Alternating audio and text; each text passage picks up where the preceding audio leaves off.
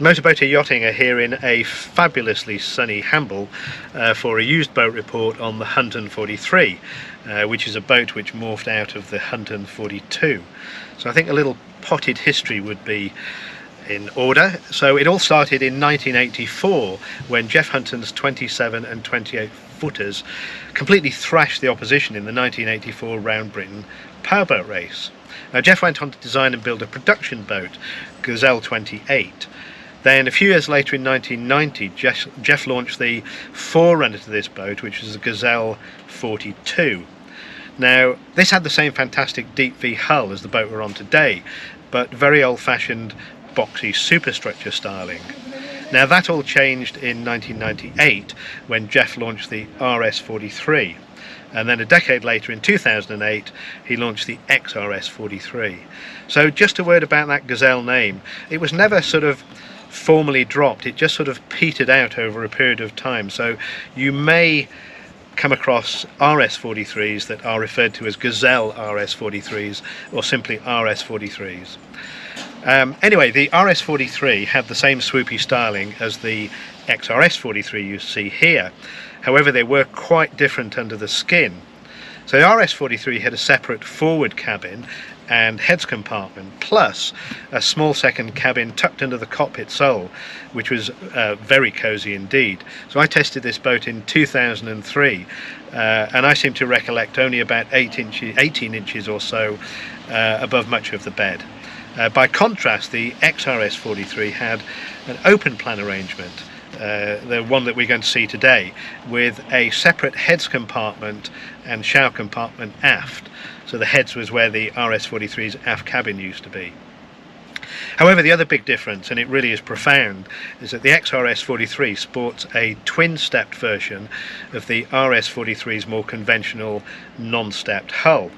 And that stepping was amazing. It produced the most efficient hull I've ever driven, for its size and type. And given that my current tally is 621 test drives and counting, that's very efficient indeed. Anyway, let's take a guided tour first, and then come back and talk in more detail about engines and speeds and fuel efficiency. Although this boat is 43 foot long, it's almost as low as a Limbo Dancer's test rig and less than 11 foot wide, which is nowadays about 3 foot less than most 43 footers. So the tour probably won't take very long. Now, one of the things that may surprise you is my contention that this makes a far better practical cruising boat than you could imagine a 70-mile-an-hour guided missile in boat form could. And the reason for that is that it has remarkably good storage for a boat which is so narrow. So it has a big storage tray sitting above the engine bed here. Then moving forward into the cockpit, we have 3 storage lockers, one under each part of the seating here. Then swinging round we have, can you see this? It's very dark in there, but storage for 3 big fenders. And then yet another big surprise is that gazing down onto this hatch here, if you lift that up, it's actually got a sort of forward lazarette, I guess, that runs right out to the sides of the boat. So it's huge. You could easily store water skis down there, or even sort of short paddle boards in inflated form. It really is quite roomy down there. Then moving down below, we have a big storage area under the forward bed here, and then another locker outboard here.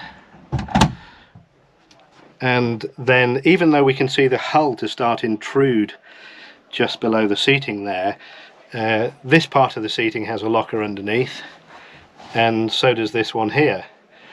And then moving back, we've got some sort of storage for maybe soft items under here as well.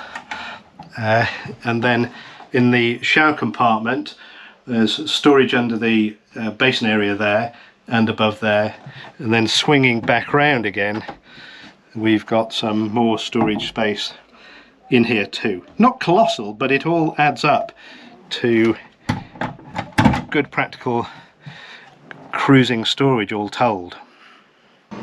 Let's talk about engines and speeds and fuel efficiency. No other boat builder offered such a dizzying choice of engines and drive systems.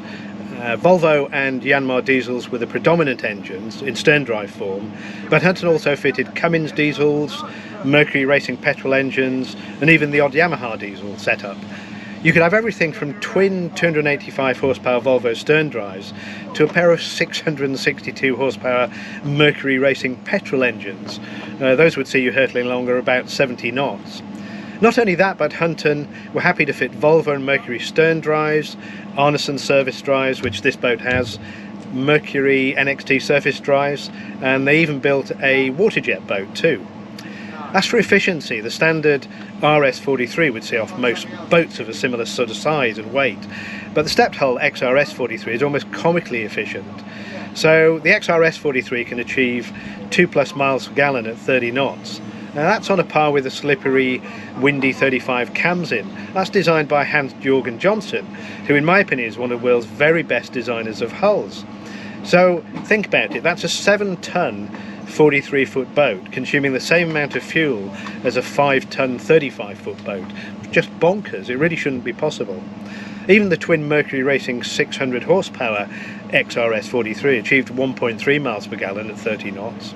Let me tell you about the construction of this boat. All these shiny yellow bulkheads that you see throughout the saloon are part of a really cleverly designed single piece tray mould which runs all the way round the boat here. Right round, out under the bed, across the wardrobe here, and under and behind the galley.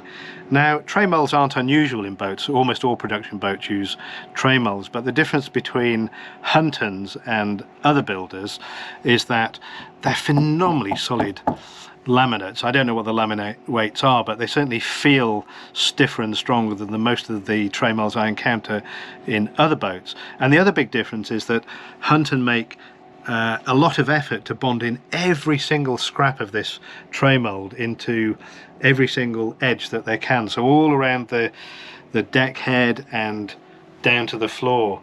And the result is an incredibly stiff monocoque structure that ties in with the hull and the deck, and you can really feel this when you're out on the water. It's sort of akin to driving a sports car where with a stiff chassis. So it's not when you jump back in your family saloon you can feel it wobbling around all over the place, but somehow you know that in your flash sports car with a stiff chassis it's got more connection with the road, just as this has more connection, direct connection with the water, and it gives you an incredibly reassuring feeling when you're driving fast in this boat. One of the things that's quite taken me aback with this boat is just how good a condition it's in for a boat that's 10 years old. If you wandered onto a brand new Sunseeker, for instance, and examined the door joints and came across these beautiful finger jointed mouldings in this sort of condition, it wouldn't surprise you. But this boat is a decade old, and just bits of it look like they have not worn at all. And it's the same with the fabrics as well. I don't know how this owner has kept them in such good nick, but they all seem very sort of tough and enduring. It really doesn't have the feel of a decade-old boat. It feels more like a boat which is about a year old or 2 years old, and it's a testament to the build quality, I think, that is so enduring. Our next subject is cold hard cash. So these boats were in build from 1998 to 2015, and fortunately we have a sort of acknowledged expert in the form of Martin Payne, who's been the driving force behind Hunton powerboat sales, well, sort of since time began really. If you want to buy a second-hand Hunton, Martin is without a shadow of a doubt the person you should be talking to. Martin's actually a Hunton obsessive, not just a Hunton salesman, and he owns the most immaculate Hunton 37 I've ever seen in my life, and his knowledge is encyclopedic. So Martin reckons an early RS43 would fetch around £130,000, and then if you shifted to a late XRS43 that would rise to about £450,000 perhaps. Now bizarrely, despite the fact that so few RS43s and XRS43s were built, Martin actually has 4 boats for sale at the moment, all on the south coast in the UK. So if we run through these boats, it will give you an idea of speeds and drive systems and prices.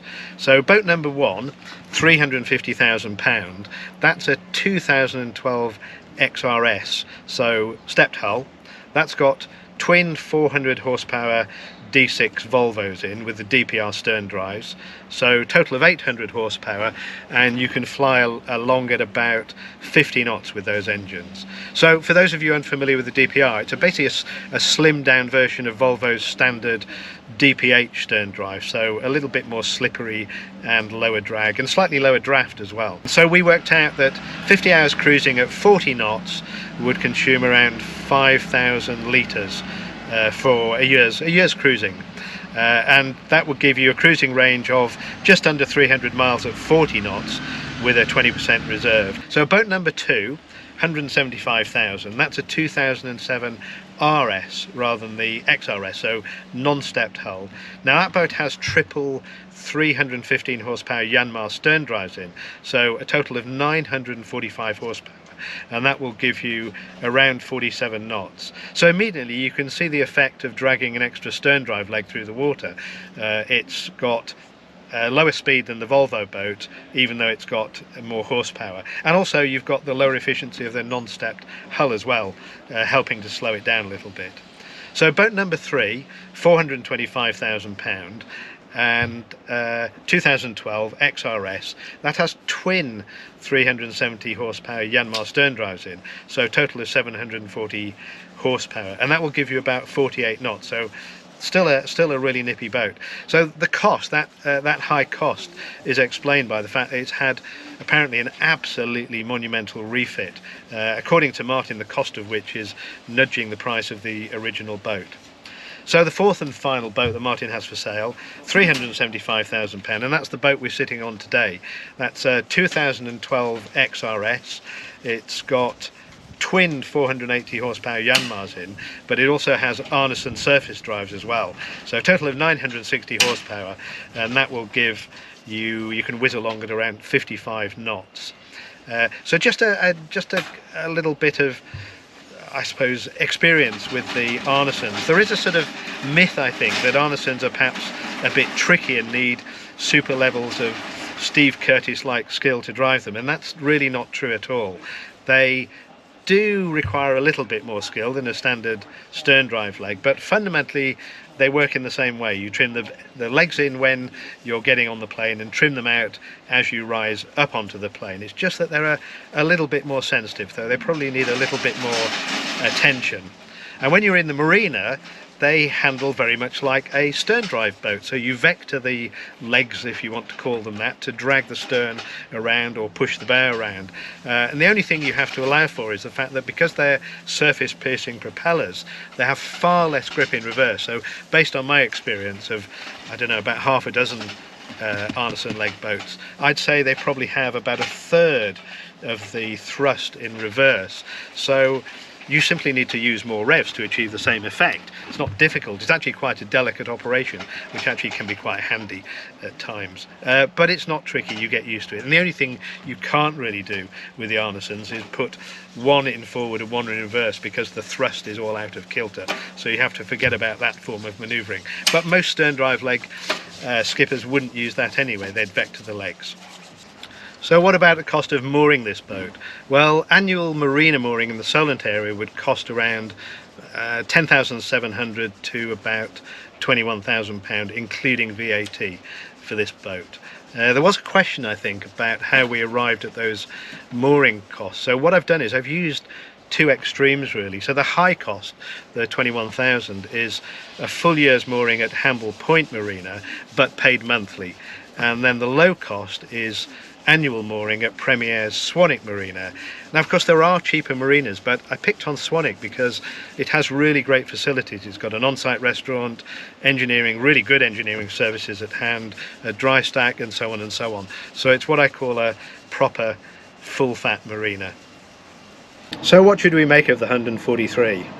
It's extremely well built and very rare, so that explains why they maintain their value so well. Some might look at this boat and marvel at how little accommodation there is for a 43-footer, but that's clearly not the point of this boat. And anyway, I would argue they're far more practical than you think they're going to be, because the storage is so good. Others might look at this as the equivalent of a fast, high-powered sports car, the sort of next stage on in your midlife crisis, so to speak. But actually, if you're logical, that analogy doesn't really hold true. You can hustle a Nissan GTR down a windy, bumpy road, probably faster than anything else on the planet, but your back isn't going to thank you for it, and it'll burn fuel so fast that you wish you owned a minor oil state. Whereas the Hunton flips that thing on its head. So in rough weather, the ride on this boat is divine. It's actually comfier than today's big comfy cruisers. And instead of gobbling fuel like the GTR, it actually sips it like a reformed alcoholic. All told, I think you could argue this is the thinking man's ultimate high-speed cruising boat of choice.